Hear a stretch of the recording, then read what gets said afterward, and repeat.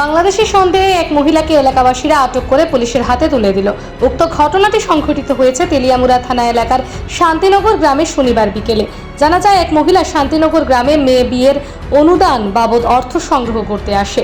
এ বিষয়ে এলাকার সচেতন নাগরিকেরা ওই মহিলার বাড়ি কোথায় জানতে চাইলে একবার এক এক স্থানের নাম বলতে থাকে।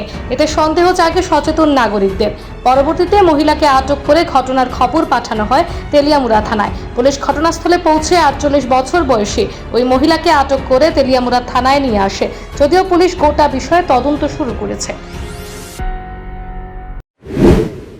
মহিলা আয়া কইতেছে মায়া বিয়া সাহায্য কোনখানতে আছে হ্যাঁ আমি কিছু মায়ের বিয়া সাহায্য আপনি কি প্রধানের একটা কাগজ আনছেন, প্রধানের তো একটা লিখিত আনছেন কইছে পরে আমি কইছি চলে তো দিতাম না, যদি কোনো লিখিত প্রমাণপত্র না হইলে মায়ের বিয়া সাহায্য কেমনে বুঝো, আমি তো পারতাম না দিতে।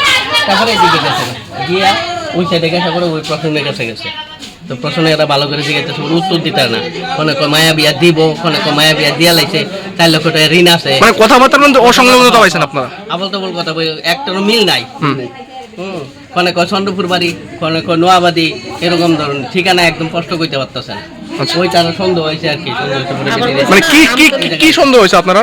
সন্দেহ হয়েছে এটা বাংলাদেশে নিয়ে, বাংলাদেশে নিয়ে আইসে আইনে এরকম ঘোরাফেরা করতেছে, এরকম ধরনের একটা সন্দেহ। মানে কোনো ভারতের কোনো বৈধ প্রমাণপত্র দেখাইতে পারছেন না, কোনো প্রমাণপত্র দেখাতে পারছে না। তো এখন আপনারা কি করছেন? এখন পিএসের কাছে পুলিশের হাতে তুলে দিয়েছেন। নামটাম জানছেন নি কোনো? না, নামটা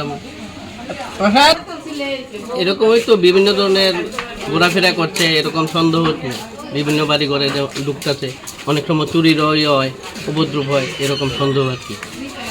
কোন এলাকায়? এটা তেলিয়ামুড়া শান্তিনগর 6 নম্বর ওয়ার্ড।